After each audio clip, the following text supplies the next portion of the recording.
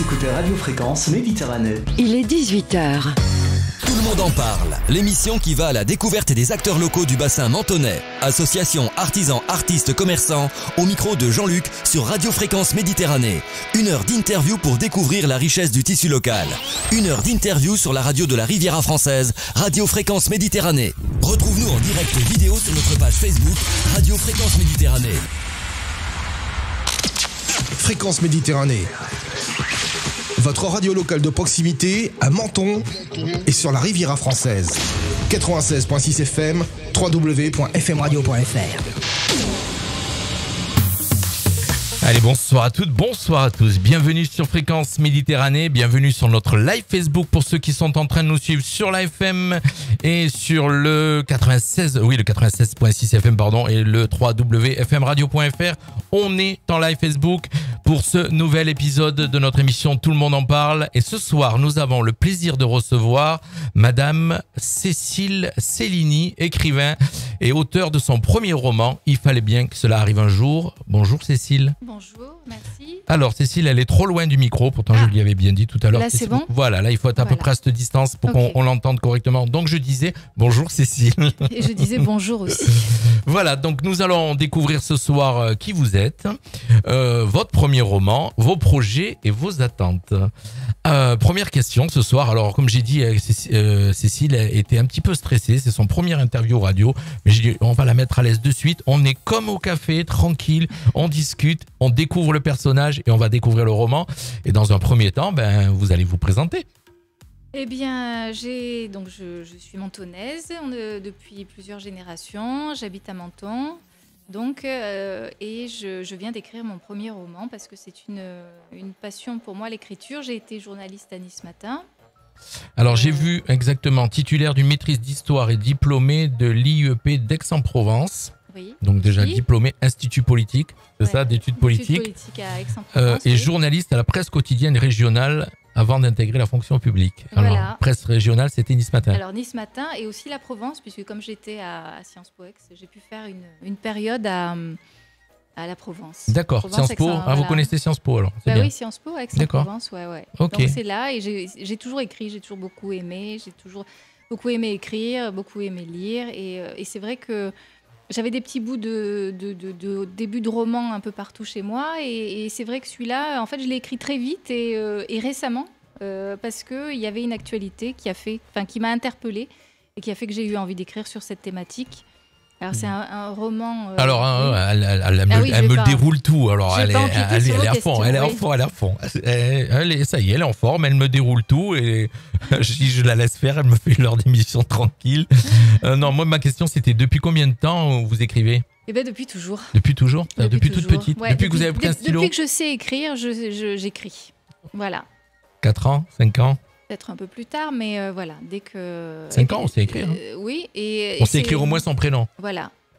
Peut-être un peu plus tard, j'ai commencé vers 6-7 ans, des petites histoires, des petites... D'accord. Je me souviens, en faisant du tri la dernière fois, je me suis souvenu qu'on avait un petit... j'étais à la Villa Blanche, et on avait un petit journal, et j'écrivais déjà une nouvelle à suivre. Un petit journal, un petit Vous étiez journaliste déjà, et quel âge ? Voilà. Et bien, on avait 11 ans, 12 ans, un truc comme ça. On était au collège. Et ça passionnait déjà. Et voilà. Passionné et c'était déjà une histoire. On est entre passionnés ce soir. Je pense, hein voilà. On discutait tranquillement parce qu'elle est arrivée très tôt en studio et on discutait tranquillement de nos passions et on a pu voir qu'on était autant passionnés l'un que l'autre. Exactement. Donc je disais, depuis toute petite vous écrivez et le goût de l'écriture il est venu comme ça donc en fin de compte. Et il est venu de ma maman en fait et qui a toujours beaucoup lu. On a toujours beaucoup parlé de littérature, de livres. Pour nous le livre c'est un objet. Il y en a partout chez nous. Bibliothèque, c'est un endroit incontournable à la maison. Exactement. Et j'ai des livres partout. J'ai pas assez de bibliothèque justement. Mais j'en ai partout. Vous lisez tout le temps. Et parfois 2 ou 3 livres en même temps, c'est vrai. Ah oui carrément. Mais oui, ça m'arrive. Et sans se perdre. Non. Je vous dis ça parce que moi j'ai déjà dû lire, j'ai du mal à en lire un tout seul, donc bravo quoi. Ouais. Alors on va en venir à ce roman qui s'intitule Il fallait bien que cela arrive un jour. Il s'agit d'une comédie féministe qui traite de l'ascension imaginaire d'une femme à la présidence de la République en 2032. Une fiction ? Alors, c'est une fiction. Ou une envie que vous auriez pu avoir? Non, c'est un constat. Je me pose la question, pourquoi ça pourrait pas arriver un jour? Et si je pose la question, c'est qu'on a le sentiment quand même que ce serait difficile on est proche d'avoir une femme à la présidence de la République. On ne veut pas parler politique. Non, je ne veux pas parler de politique parce que c'est vraiment pas le... Non, c'est pas le lieu ni le roman. Non, mais je veux dire... Le but, non, mais je tiens vraiment à le dire parce qu'il fallait bien que ça arrive un jour, il fallait bien qu'un jour c'est pour une ça, femme arrive. Voilà. Quand j'ai vu, c'est pour ça que j'ai j'ai mis un peu pensé. plus loin, voilà, parce que c'est vraiment déconnecté. Je ne fais pas du tout la part belle aux partis politiques. C'est vraiment pas l'intention du bouquin. C'est vraiment un constat, je dirais, sociétal de dire pourquoi on a encore ce frein, que ce soit en France, que ce soit aux États-Unis, que ce soit partout à travers le monde. On a eu des premiers ministres, on a eu une première ministre en France dans les années 90, mais c'est toujours ambigu. On a eu d'ailleurs, on a eu qu'une première ministre. Et voilà, donc, et pas longtemps. Et je juge pas du tout son parcours, peu importe, mais c'est vraiment le côté. Alors, je ne suis pas féministe non Après, plus, si on regarde je suis dans les autres pays, femme et je me pose des questions. Si on regarde dans les autres pays, on va regarder en Angleterre, il y a eu Margaret Thatcher, il n'y a eu personne depuis, je crois, si je ne dis pas de bêtises. Oui, il y a eu Theresa May. Ah oui. Il y a eu Theresa May récemment, mais voilà, c'est toujours une femme qui obtient, qui arrive à ce type de poste, elle est toujours peut-être plus regardée. Il y a toujours des réticences. Il y a des réticences, il y a toujours des on-dit. Voilà, des procès, c'est toujours suspect. Une femme, voilà. C'est comme ça. Pour l'instant, c'est comme ça. Et malheureusement, voilà. Alors, c'est pour ça que je veux vraiment... J'ai situé ça dans un avenir proche, mais pas trop proche non plus, 2032, parce que justement, je ne veux pas faire de lien entre ce que j'ai écrit et ce qui est en train de se passer. Ce qui risque de se passer. Mais parce que c'est pas mon objectif, j'ai pas ce rôle à jouer là, pas du tout. Et c'est pour ça que ce roman, c'est avant tout une comédie. Et à la limite, au départ, je voulais même en faire comme une fable, parce que il y a ce côté. Pour moi, c'est un sujet grave, tout ce qu'on a pu voir avec MeToo. On va en parler tout à l'heure, parce que donc quand j'ai feuilleté votre bio, j'ai lu votre bio. L'héroïne qui s'appelle Olivia Valette, c'est ça? Oui. Voilà, alors, ça aussi, je tiens à préciser, Olivia Valette, c'est à quelques lettres près le nom de ma fille que j'embrasse parce qu'elle doit m'écouter. Elle s'appelle?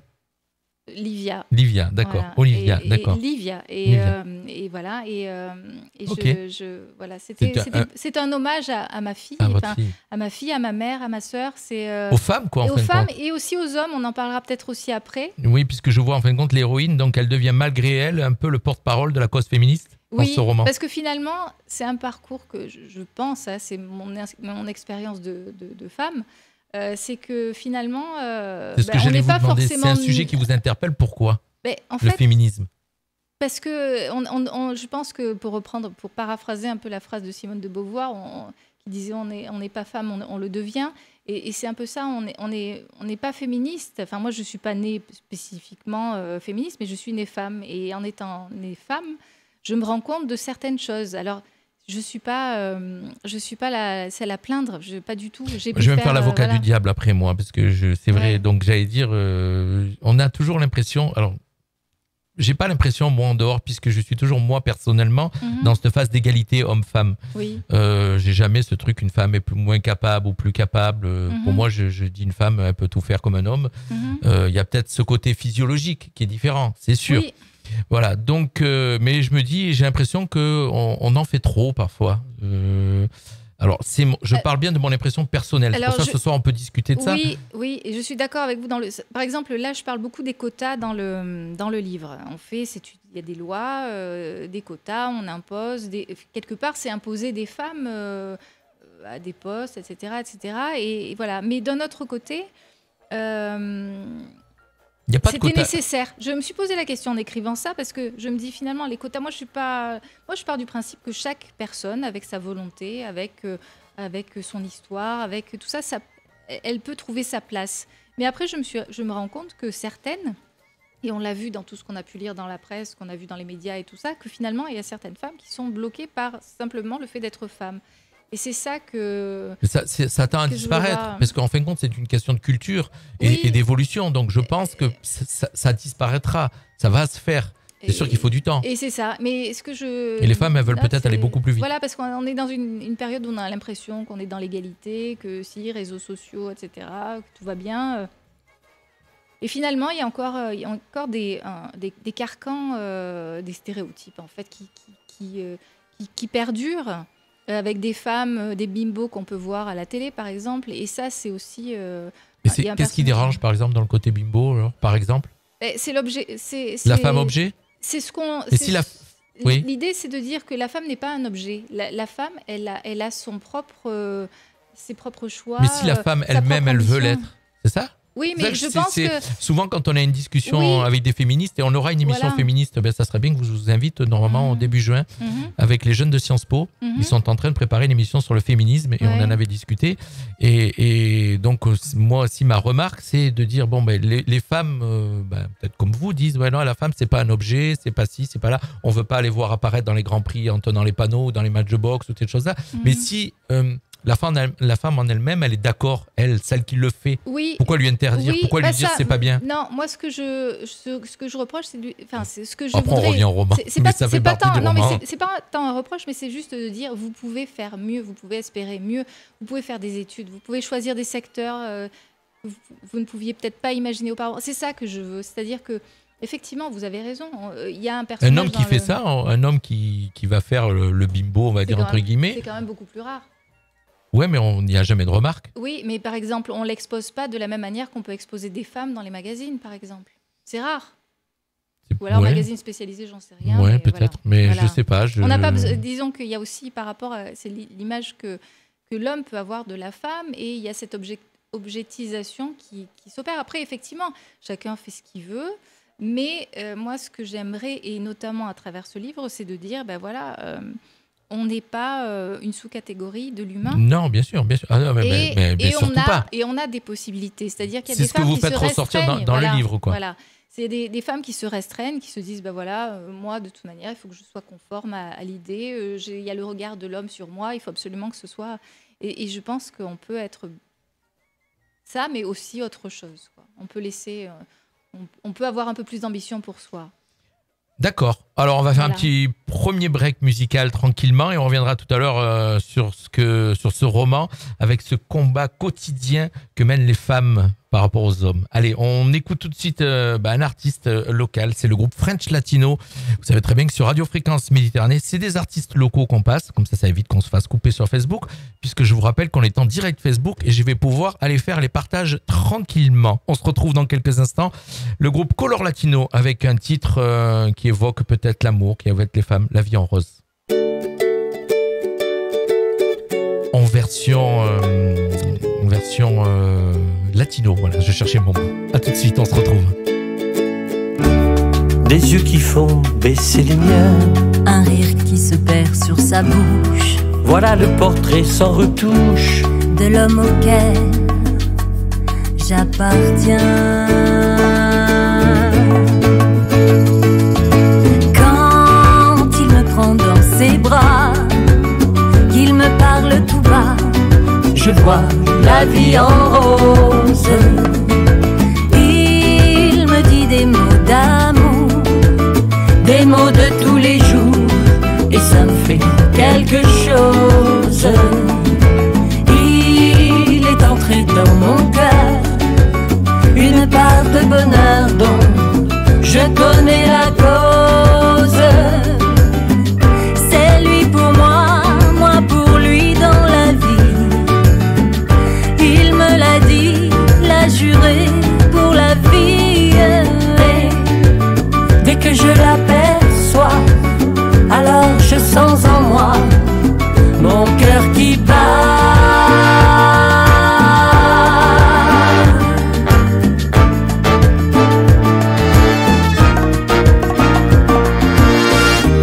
Des nuits d'amour à plus finir, un grand bonheur qui prend sa place. Les ennuis, les chagrins s'effacent, heureux, heureux à en mourir. Quand elle me prend dans ses bras, qu'elle me parle tout bas, je vois la vie en rose. Elle me dit des mots d'amour, des mots de tous les jours, et ça me fait quelque chose. Il est entré entré dans mon cœur une part de bonheur dont je connais la cause. C'est lui pour moi, moi pour elle dans la vie. Il me l'a dit, l'a juré pour la vie. Dès que je l'aperçois, alors je sens en moi mon cœur qui bat.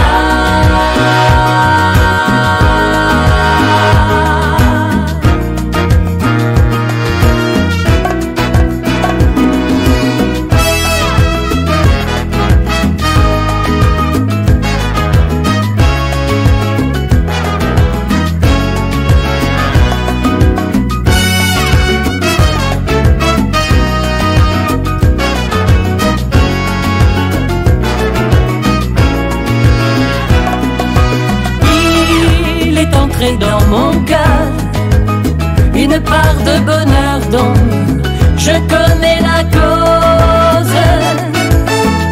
C'est lui pour moi, moi pour elle dans la vie. Il me l'a dit, l'a juré pour la vie. La vie en rose avec le groupe Latino sur Radio Fréquence Méditerranée. D'ailleurs, la vie en rose, en fin de compte, ça correspond pile poil à la couleur du livre, sans le vouloir. On va le montrer, le livre, à la caméra, Cécile. C'est laquelle ? Alors j'ai du mal avec, j'allais dire Céline, Et je sais, puisque Céline c'est la sœur. C'est la sœur. Non, c'est Claire la sœur. C'est Claire. Alors oui, Claire, moi je raconte ma vie sur Radio Fréquence Méditerranée. En fin de compte, quand je croise la sœur, j'arrête pas de l'appeler Céline. Oui. Et elle me dit non, c'est Claire. Et parce que Célini, c'est le mot. Voilà, c'est le ça. mot. Alors on montre à la caméra le livre. C'est laquelle de caméra ? C'est celle-ci qui est juste ici. Donc Ouais, voilà, celle-là. face à la caméra, on voit le livre. Elle est en train de montrer. Ce soir, on est en train de parler de ce roman, de ce premier roman, Oui. sachant qu'elle est en train d'en écrire un autre, mais ça on y viendra tout à l'heure. Oui. Il fallait bien que cela arrive un jour.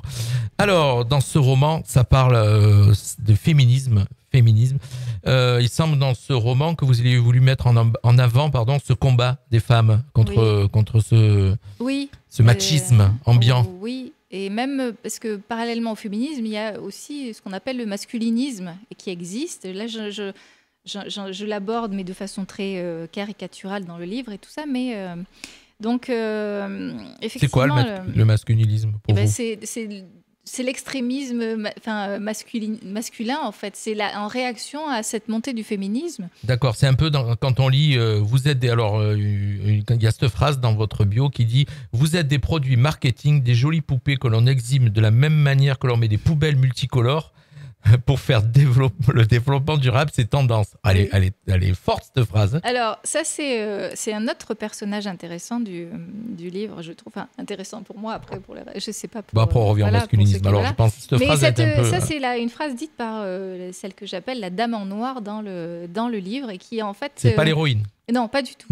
Au contraire, c'est une personne, c'est une caricature aussi, parce qu'il y a beaucoup de caricatures dans ce c'est extrême dans le sens où je me suis laissée aussi, c'est le plaisir d'écrire, de décrire des personnages un peu bizarres. Quand on écrit un roman, on rentre dans... On est des murges, c'est nous qui choisissons le caractère. Et donc cette personne-là... On se lâche en fin de compte un petit peu. On y met souvent... C'est ce que je voulais faire. Souvent, quand on écrit un roman, on y met souvent des pulsions ou des observations qu'on essaie de... Ou des fantasmes personnels, on va dire. Et puis donc, en fin de compte, le personnage, on le modèle un peu comme on veut. Quoi. Et c'est ça. Et donc cette dame en noir, c'est celle qui est un peu gardienne de cet ordre établi qui fait que l'homme est supérieur à la femme et voilà, donc elle est très corrosive dans le livre et tout ça. Et donc ce combat féministe dont vous me parliez, tout ça, le combat des femmes plutôt, c'est effectivement, je le dis un peu dans le 4e de couverture, c'est que on voit qu'il y a un combat qui fait qu'aujourd'hui on est libre, on peut voter, etc., etc.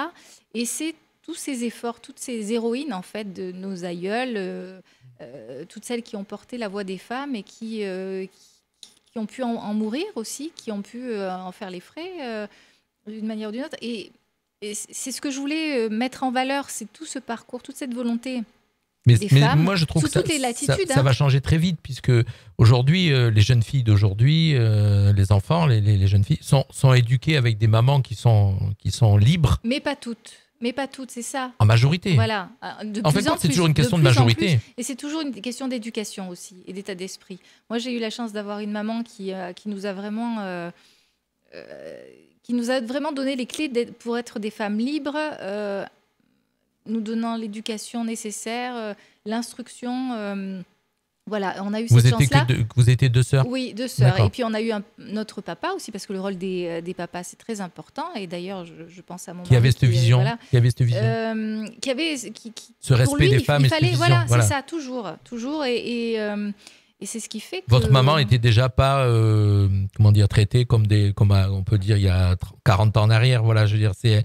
Non, ma maman, c'était une femme très intelligente. C'est une femme très intelligente et elle avait non seulement l'intelligence de l'esprit, mais aussi l'intelligence du cœur. C'était vraiment quelqu'un de... c'était ma maman, mais plus que ça avec... Est-ce que c'est l'intelligence qui peut aussi un peu sortir... faire sortir les femmes du lot? C'est l'intelligence. Moi, je pense. Et l'éducation. L'éducation qu'on veut bien donner à nos filles, à nos fils aussi, parce qu'ils ont aussi ce rôle dans cette histoire. Pour moi, tout repose sur l'éducation et la liberté qu'on peut donner à nos enfants. Et c'est... liberté de penser, liberté de lire, l'éducation et la liberté. L'éducation à la liberté, voilà. D'accord. Voilà. Alors, j'avais noté pourquoi ce combat féministe, peut-on vous catégoriser comme féministe? Non, comme je l'ai dit tout à l'heure, je suis ni encartée politiquement, ni j'appartiens à aucune association. Et le prochain livre que je suis en train de terminer, que j'espère pouvoir terminer, il n'aura pas du tout. Alors, un prochain livre que vous avez commencé avant, hein? Oui, j'ai commencé ça en 2008. C'est torturé, ça? Pourquoi? En fait, non. C'est très personnel, en fait. C'est que j'écrivais, comme j'ai toujours écrit, j'écrivais parce que ma maman était malade et que écrire, ça me permettait de garder... Voilà, c'était une thérapie et tout ça. C'est une histoire d'amour toute simple. Là, le prochain, avec des rebondissements, bien sûr, mais voilà, ça n'a aucun rapport avec ça. Ça, c'est vraiment... je vous dis, il est récent. Cet écrit est récent parce que... parce qu'il y avait plein de choses dans les médias et j'avais envie d'écrire parce que des réflexions, des choses comme ça qui ont abouti à cette histoire un peu rocambolesque, comédie, parce que comme j'ai dit, c'est un sujet grave, mais là, je l'ai traité parce qu'il y a tellement de choses graves qui paraissent sur ce sujet. Oui, puisque en fin de compte, vous avez... Je l'ai traité de façon... ça part du quotidien, en fait, ça part de ces contingences domestiques qu'on peut avoir, un problème de ménage, etc. On en parlait tout à l'heure.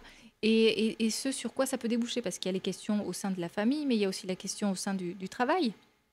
L'héroïne donc travaille, elle est contente, elle a fait un beau parcours universitaire et tout, elle a le même diplôme que son mari, et elle se retrouve donc dans une entreprise internationale, Guillaumard International. C'est un nom inventé, l'entreprise? Bien sûr, tout est en plus, c'est une entreprise internationale qui aurait ses locaux à Menton ou dans les environs. Parce que moi, ce que j'écris, c'est pas parisianiste, même s'il y a quelques allers-retours pour la fin, mais j'écris sur le local aussi. On se rejoint un peu. Comme dans le prochain roman d'ailleurs. Voilà, exactement. Et ce qui se passe, c'est que donc elle est dans cette entreprise et puis elle est contente parce qu'elle est responsable d'un service junior. Et elle se rend compte, en fait, donc elle est prise dans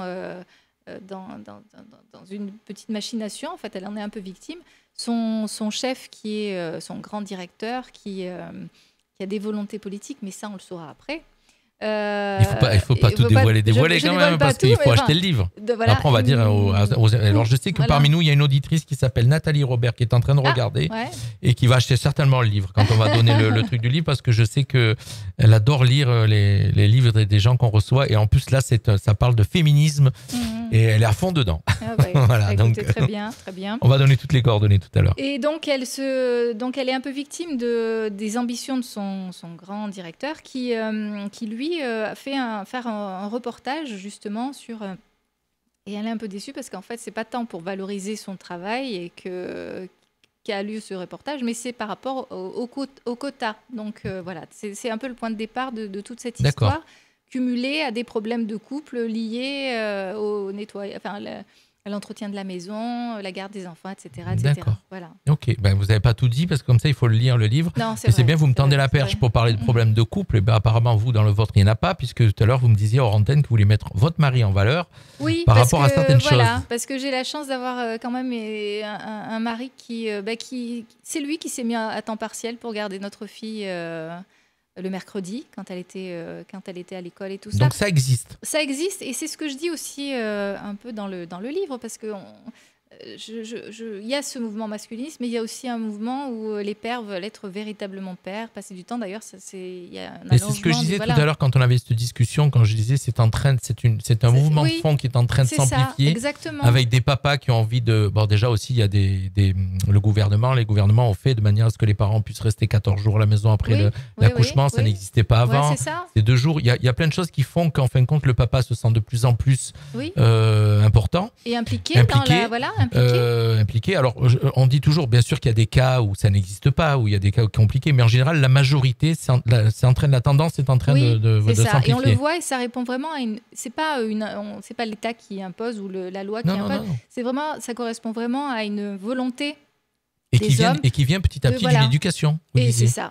Exactement, j'en suis persuadée. Voilà. La manière dont vous êtes en train d'éduquer votre fille aujourd'hui fait que quand elle sera adolescente, quand elle sera adulte, elle aura cette vision des femmes, elle aura cette vision du monde que vous lui avez inculquée. Et c'est ce qui est en train de se passer. C'est ce que j'espère, en tout cas. C'est ce que j'espère parce que... Et dans l'éducation aussi, il y a beaucoup de choses qui ont changé aussi, l'éducation nationale, aussi par rapport à ça. Oui. C'est en train. Oui, c'est en train. Alors, on va pas détailler parce que ça sera assez compliqué, mais bon. Oui. D'accord. Donc, en fin de compte, on va dire que le papa est vraiment dans cette optique, c'est-à-dire qu'une femme égale de l'homme. Et puis même une femme peut être devant. En fin de compte, certainement qu'au niveau de vos emplois, il a favorisé le vôtre. Oui, c'est vrai. Oui, c'est vrai. C'est ce qui, oui, effectivement. Quand on est parti, parce que ma première affectation, c'était à Paris. Et il me l'avait dit, on fait passer en priorité ta carrière, parce que lui-même avait une carrière de militaire, donc sa carrière pour lui, c'est l'essentiel était fait. Et il a pris un congé parental pour s'occuper de notre fille pendant que moi j'allais travailler. Donc voilà. Après, je suis pas pour autant pour une indifférenciation. On n'est pas 2 êtres humains identiques et tout ça. Non. Parce qu'on en a parlé tout à l'heure en antenne, on parlait de nos couples respectifs et on prenait des images et qu'on disait que dans un couple, en fin de compte, c'est une question d'équilibre. Et de complémentarité. Il peut y en avoir une personne qui fait un peu plus ou quelqu'un qui va faire à manger, l'autre va faire le ménage ou à table. Voilà, donc, puisqu'en fin de compte, vivre en couple, c'est ça. Il ne faut pas se leurrer. C'est pas les vacances tous les jours, malheureusement. C'est comme ça. Ok. Alors, sur ce livre, vous avez pris des inspirations un petit peu. Tout à l'heure, vous disiez, en fin de compte, c'est tout ce qui s'est passé dernièrement avec les mouvements MeToo, Balance ton porc, toutes ces choses-là qui vous ont interpellé et qui vous ont fait écrire. Oui, c'est ça. Et donc, ce qui a fait que vous avez laissé de côté le roman d'amour. Voilà, c'est ça. Qui va sortir tard. Je sais pas quand. Il faut que je termine déjà. Alors, c'est ça qui est bien. C'est tout à l'heure, quand on s'est présentés tous les deux, on discutait, c'est que vous n'êtes pas dans une optique de gagner de l'argent avec ces livres, d'être dans une optique commerciale, même image que la radio, c'est très bien, dans une optique de passion, d'écrire par passion, d'écrire par défoulement, d'écrire... Voilà, parce que c'est comme vous, pour moi, c'est viscéral. Il faut que je le fasse parce qu'il faut que j'écrive. Parce que déjà, voilà, dans mon métier, j'écris et je vis de ma plume, on pourrait dire, parce que, mais j'attache beaucoup d'importance aux mots, aux phrases. Voilà, c'est quelque chose qui me plaît beaucoup. Et un livre vendu, c'est déjà des étoiles dans vos yeux, c'est ça ?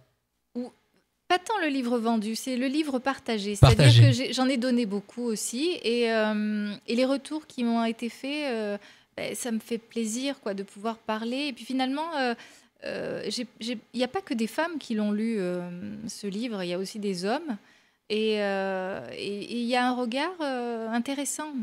Je veux dire, c'est pas sectaire. Et puis on voit, enfin, je veux dire, je suis pas, j'accable pas les hommes. Compris, voilà. On n'accable pas les hommes. Voilà, d'équilibrer. Je visite les 2 extrêmes, les extrémistes féministes et les extrémistes masculinistes. Oui, puisque vous avez sorti ce terme, donc le masculinisme. Voilà. Mais après, voilà, d'accord. C'est pas négatif pour les hommes pour autant. C'est un périple des 2 côtés. Alors, c'est un roman qu'on peut retrouver donc déjà à la librairie Saint-Roch, si je ne me trompe pas, parce qu'il y a eu de jolis témoignages. Donc, il y a eu de très très beaux témoignages sur ce livre. Donc, je vais vous en lire quelques-uns. Un livre idéalement adapté à notre société actuelle, sans aucune fausse note, un réel plaisir, avec un humour adéquat. Alors les initiales, je vois qui c'est. Je vais pas dire, mais je comprends en lisant les initiales. J'ai adoré, un super page turner, très bien écrit, suspense, humour, très bien traité, très belle découverte, un lecteur anonyme. Jolie lecture, j'ai apprécié, je recommande. Et puis les libraires Saint-Roch de Menton qui vous a mis un beau commentaire aussi. Dans une fiction proche de nous, Cécile Cellini met en avant la destinée d'une femme aux belles perspectives professionnelles, mais des considérations d'ordre diverses vont bouleverser son quotidien. À découvrir, un vrai style très pertinent et très incisif. Voilà. Donc on invite les gens à le découvrir. Donc on peut le trouver à déjà j'ai librairie Saint-Roch. Oui. D'accord, au prix de 22 €. Voilà.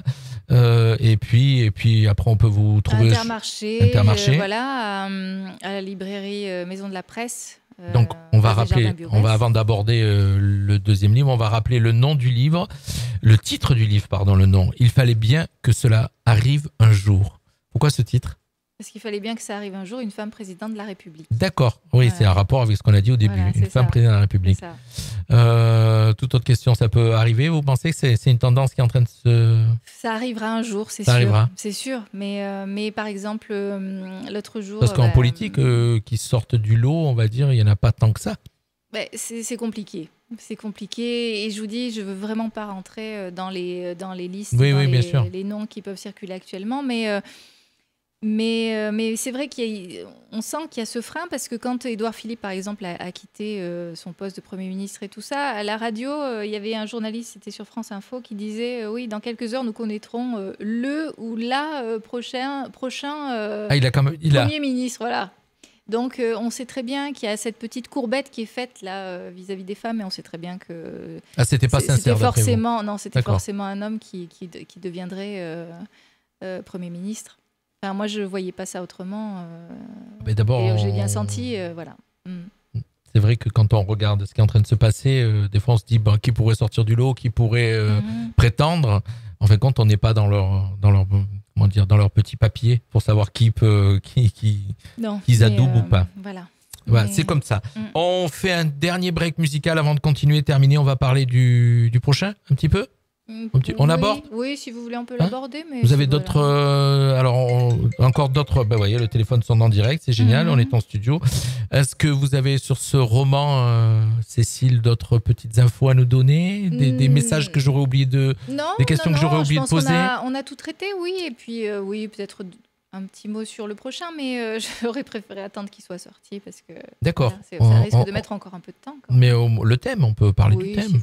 Si d'accord. Allez, juste après, on écoute encore tout de suite un artiste local. Vous avez l'habitude de l'écouter sur notre radio. C'est Monsieur Tony Amantini. Il est bien de chez nous et avec son dernier titre, Room 67. Et on se retrouve juste après pour clôturer cette interview. Avec nous ce soir, l'écrivain. Parce que, alors, on dit écrivain ou écrivaine ? On peut dire les deux. On peut dire les deux. On peut dire les deux. Plein de, voilà. Mais écrivaine. Des fois, j'écris écrivaine et puis. Écrivaine, maintenant, ça se dit. Je pense, alors voilà, ça, vous voyez, c'est encore un truc bizarre. C'est le féminisme. Ça me choque. Ça me choque. Sans être macho, ça me choque. Voilà. Mais j'en parle aussi. C'est l'écriture épicène aussi qui peut être aussi un peu choquant. Vous parlez de beaucoup de choses dans ce livre, si j'ai bien compris. Exact. Et en plus, je l'ai pas lu. Donc, je fais une interview sans avoir lu le livre, pardon. Mais c'est vrai que je lis très peu. Donc, mais ça arrive souvent à la télé. Il y a beaucoup de gens qui... Voilà. Oui, mais bon, j'ai essayé de comprendre quand même ce qui est en train de se passer dans ce livre. On se retrouve tout de suite après pour terminer cette interview. Avec nous ce soir, Madame Cécile Cellini. À tout de suite.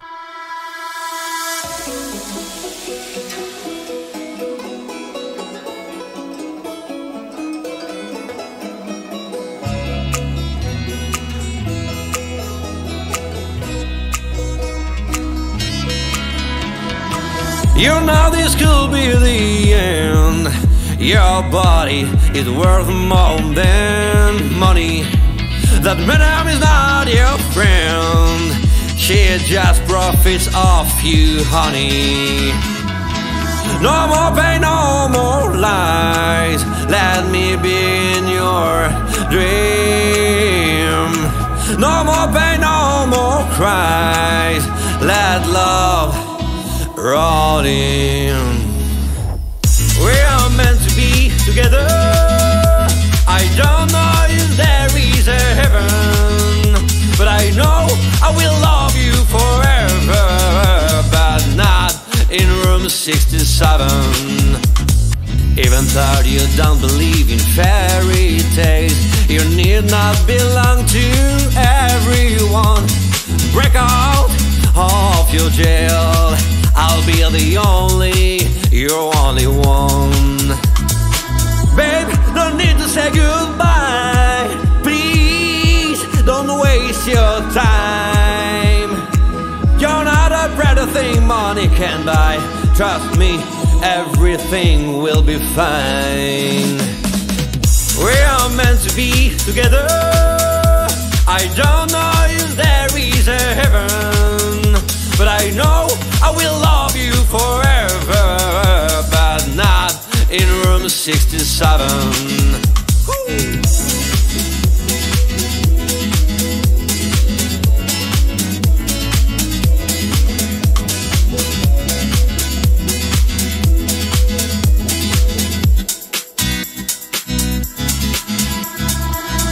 We are meant to be together. I don't know if there is a heaven, but I know I will love you forever, but not in room 67. Come on now.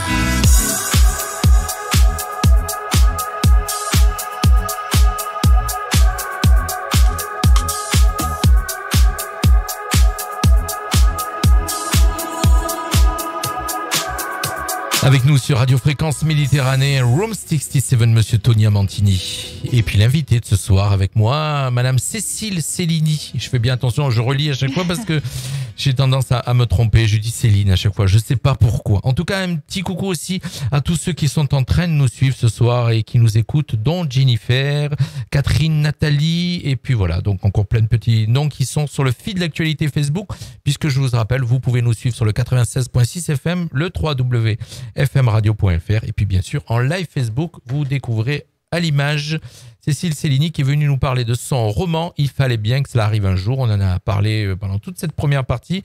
C'était un roman, on va dire, féministe. Alors, et donc je lui posais la question, mais elle est en train de, elle avait commencé à écrire un roman et elle s'est arrêtée pour écrire celui-ci. Pourquoi d'un coup cet arrêt Parce que déjà ça correspondait à une époque un peu douloureuse de ma vie, donc j'avais, comme je l'ai dit tout à l'heure, je l'ai écrit... Un tout petit peu plus près. Oui, micro, pardon. Voilà. Oui, pardon. Non, je l'ai écrit dans une période un peu difficile de ma vie et puis après la vie fait que on a des occupations, on a des enfants, j'ai ma fille à qui je donne et que je veux donner tout mon temps parce que c'est important pour moi et j'espère pour elle aussi. Et c'est l'éducation qui fait que plus tard... Et puis il y a ma vie professionnelle, et puis il y a plein de choses, et puis voilà. Et puis c'est des journées de 5h à minuit. Et voilà. Alors du coup, j'y revenais un peu de temps en temps. Ça a progressé, quelques lignes de ci, 3 paragraphes de là. Et puis il y a eu cette histoire-là, donc qui m'a beaucoup occupé l'esprit avant de commencer à rédiger. Et puis c'est vrai que même de nos jours, même si le livre est terminé, ça m'arrive de repenser à ces personnages. Ça m'arrive aussi de voir dans la presse que je ne me suis pas trompée sur certaines choses que j'ai pu écrire. Parce que voilà. Oui, parce qu'en fin de compte, ils se confrontent à la réalité. L'actualité quotidienne tous les jours. Tous les jours. Et on n'a pas parlé féminicide aussi, et malheureusement. Oui, j'en parle effectivement dans le livre. Tous les jours. Si je ne me trompe pas, je crois que si je dis pas de bêtises, c'est une femme tous les 3 jours. Quelque chose apparemment, comme ça. Ouais. Et surtout en cette période qui est vraiment très compliquée pour les couples, le confinement. Et l'année dernière a illustré ce problème, voilà. Et tous les jours, et c'est pas normal que parce que à cause de la supériorité physique, on s'en prenne à c'est ce dont je parlais tout à l'heure, c'est ce côté, on a une femme, c'est comme un objet, on a une voiture, on a une femme, on a un chien, il y a certaines personnes, certains hommes qui peuvent en arriver là, et c'est dans ce livre, j'en parle. Dans ce livre, j'en parlais. Dans ce livre, j'en parle sous le terme des masculinistes. Voilà. Oui. Parce que le masculinisme, c'est un mouvement, ça existe véritablement. Là, je cite Alec Minassian, c'est un monsieur qui a fait un féminicide, justement. Il a un attentat féminicidaire, je ne sais pas comment ça se dit, mais toujours est-il qu'il a délibérément écrasé des femmes avec sa voiture, juste parce que c'était des femmes. Parce que c'était des femmes. Voilà.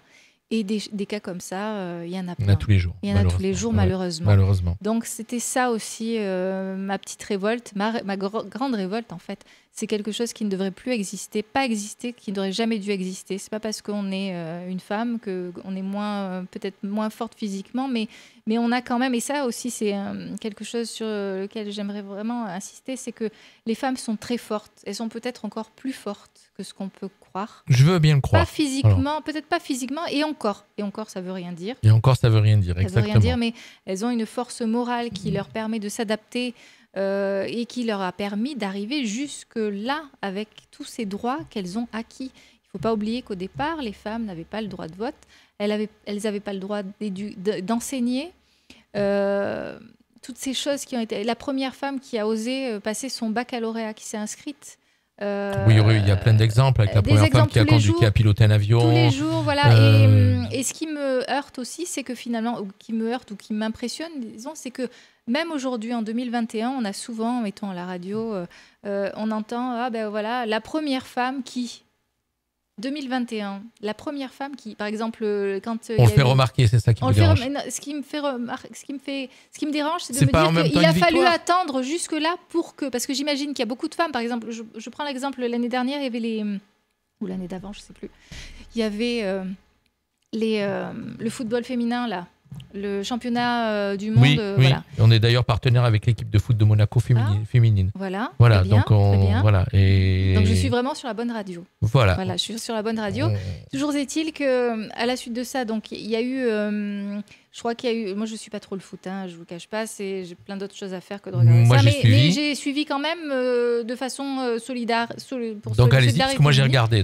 Et ce que j'ai noté, c'est qu'à la suite de ça, on a pu avoir des femmes arbitres.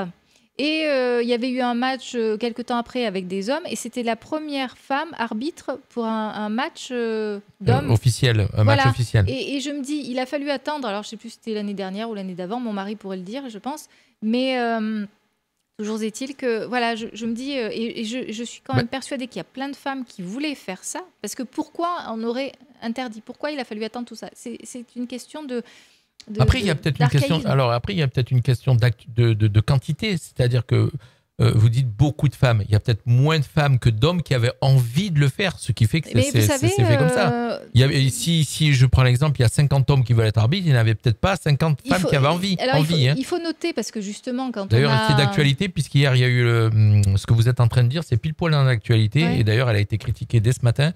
Il y a eu le match de Coupe de France Lyon-Monaco, c'était arbitré par une femme, et on l'a critiqué. Donc elle a été critiquée, puisqu'apparemment par le coach de l'équipe de Lyon, qui a fait que des critiques sur son arbitrage. Mais ça ne m'étonne pas. Donc, c'était couru d'avance. Alors, il aurait... Alors, est-ce qu'elle a vraiment fait une erreur ? Est-ce que tous les autres arbitres masculins ne font jamais d'erreur ? Je ne sais pas. Et je ne peux pas rentrer dans moi, je pars du principe que ça aurait été pareil pour un homme. C'est-à-dire que les critiques qui ont été faites par rapport à son arbitrage, ça aurait été un homme, ça aurait été la même chose. Mais j'ai l'impression que les femmes le font ressortir toujours. C'est ça qui... Je me dis, elles sont vraiment dans ce combat de... Moi, il est clair qu'une femme, quand elle prend des responsabilités, elle est plus scrutée. Il y a plus de forme que de fond, je pense. Après, je ne sais pas. Moi, le foot, c'est pas trop mon truc. Mais les femmes qui nous écoutent ce soir pourraient mettre des petits messages pour commenter, pour donner leur avis. Ça aurait été bien. On ne pensait pas arriver au bout. Il est 18h43. Mais je parle beaucoup. Mais c'est très bien, c'est très bien, Cécile. Je suis passionnée par mon histoire. C'est très bien, Cécile. Mais enfin voilà, donc toujours dire, même en 2021, la première femme de quelque chose, je me dis c'est terrible, quoi. Ça veut dire que pendant tout... Parce que pour revenir il y aura encore beaucoup de sujets où il y aura des premières femmes, comme on dit. Bien sûr. Il y a, par exemple, justement, on parlait de foot et tout ça, il y avait pas mal une rétrospective par rapport à des tournois qui avaient été organisés, je crois, dans les années 50 et tout ça. Et il y avait un chroniqueur qui disait qu'il fallait interdire le foot aux femmes parce que ça pouvait porter préjudice j'ai entendu ça. À la conception des enfants, etc. Ça fait partie des hommes qui font du masculinisme. Voilà, exactement. Et c'était dans les années 50. Et il y a eu quand même beaucoup de commentaires. Donc, quand il y a eu la Coupe du Monde féminine, là, il y a eu quand même beaucoup de commentaires de cet acabit, de ce style, par nos chroniqueurs contemporains, quoi. Exactement. Il ne faut pas se leurrer. Donc, voilà. Voilà ce que je voulais dire et voilà qui a Le motivé message- mon écriture. Le message est passé, je crois. Voilà. Le message est Écoutez, tant passé. mieux. En tout cas, on a fait passer le message. Sachez que cette interview, bien sûr, vous pourrez le réécouter puisqu'il va rester sur la page Facebook de la radio, mais aussi sur notre chaîne YouTube. On va le partager sur notre chaîne YouTube et sur le site de la radio. Ça fait que vous pourrez le regarder et le re-regarder quand vous avez envie. Et on a parlé du roman, mais on a surtout parlé de féminisme aussi ce soir. En tout cas, on a abordé le féminisme, Oui. mais c'est sûr que, et on n'est que deux, parce que si on avait d'autres personnes autour de la table, ça pourrait durer encore beaucoup plus longtemps. En tout cas, moi j'ai espoir. Moi je suis positif là-dessus puisque je fais partie des hommes. Alors je prends mon cas personnel, mais il y a beaucoup d'hommes comme moi qui sont pour l'égalité de l'homme et la femme. Oui. Après il y a le côté malheureusement, comme on en parlait tout à l'heure, physiologique où il y a certaines choses qui peuvent être faites par un ou par l'autre, mais l'inverse aussi. Mhm. Et on n'aura jamais le bonheur ou la douleur de connaître la joie de porter un enfant. Voilà. Donc Oui. déjà nous on a quelque chose en moins. Vous voyez. Mhm. Oui, mais moi, plutôt que d'égalité, je parle plutôt d'équité. Équité, je pense que c'est plus cohérent dans le sens où effectivement il y a cette différence. Alors ça c'est la quand même, voilà. cohérence. Par contre les femmes, j'ai plus l'intention qu'elles parlent d'égalité. Oui, moi c'est équité en termes de droit, en termes de regard de la société sur elles. C'est Alors, qu'elles soient pas, voilà, c'est. faut être qu'on mette optimiste. pas les gens dans les. Oui, il Ça va- faut toujours l'être. ça C'est pour va ça mettre, que c'est une comédie. C'est Ça une va comédie, mettre, voilà, ça va mettre encore une génération ou deux générations peut-être, Mm. mais les filles qui arrivent derrière, elles poussent en tout cas pour que ça disparaisse. Il faut que tout le monde puisse vivre sans frustration et c'est la moindre des choses, quoi. D'accord. Le mot de la fin, Cécile? Ben, je dirais au revoir. Non, mais le mot. Non, pour- le mot de la fin, c'est pour le vraiment fin. merci parce que c'était ma première interview et j'ai été très à l'aise grâce à vous. Donc, C'est notre manière voilà. de faire ici, hein, comme vous le savez. On fait du local, on fait de la proximité, on fait du non commercial, et puis j'en passerai, j'en aurai à dire. En tout cas, nous, on est heureux de recevoir des gens comme vous, des gens qui font leur première fois, Ouais. leur première interview, leur premier roman. On est là pour ça. C'est dommage que certaines grandes radios le font pas. Bon, c'est sûr qu'aussi, ils peuvent pas recevoir tout le monde, Oui. c'est certain. Hein, Ils peuvent pas recevoir tout le monde, mais en tout cas, au moins des locaux. Voilà, Oui, au moins puis, des locaux. mais moi, ce qui me fait plaisir, c'est justement le côté local, parce que, comme je vous l'ai dit, je travaille dans la presse locale, et puis ce livre aussi est local, puisque je l'ai situé, comme je vous l'ai dit tout à l'heure, aussi à Menton, dans les environs, sans le nommer, mais c'est par ici que ça se passe. D'accord. En tout cas. Et Voilà. puis j'allais vous dire tout à l'heure, avant quand j'ai lancé le titre tout à l'heure, on allait parler du prochain, mais en fait compte on n'en parle pas parce Non, qu'on vous laisse encore on un petit attend. peu de Voilà. suspense. On Que je- attend. que je termine, On peut que je juste vous termine. dire que ça va se dérouler ici, en tout cas à Menton-Roquebrune, toujours Voilà, dans le exactement, secteur, voilà. au soleil. Voilà, exactement. Merci à tous d'avoir été avec nous pour cette interview, à tous ceux qui nous ont suivis. Je vous rappelle que vous pouvez le réécouter, bien sûr, sur notre site internet www.fmradio.fr ainsi que sur notre chaîne YouTube et puis bien sûr en podcast aussi, podcast audio, tout ceci à partir de ce soir, ça sera mis en ligne. Merci à tous. C'est le retour de la musique sur Radio Fréquence Méditerranée avec tout de suite les programmes télé pour ce soir. Merci Céline. Cécile, ça y est, je l'ai encore Ça fait. y est. Bye Voilà. bye. Merci beaucoup, merci. Merci, à bientôt à tous. Allez, on se retrouve, pour ma part, on se retrouve demain matin en direct pour la matinale de 9h à midi. Bye bye à tous. Le marché des Halles de Menton participe au concours Votre plus beau marché, organisé par TF1 en partenariat avec Nice Matin. Il représente notre région pour participer à la grande finale.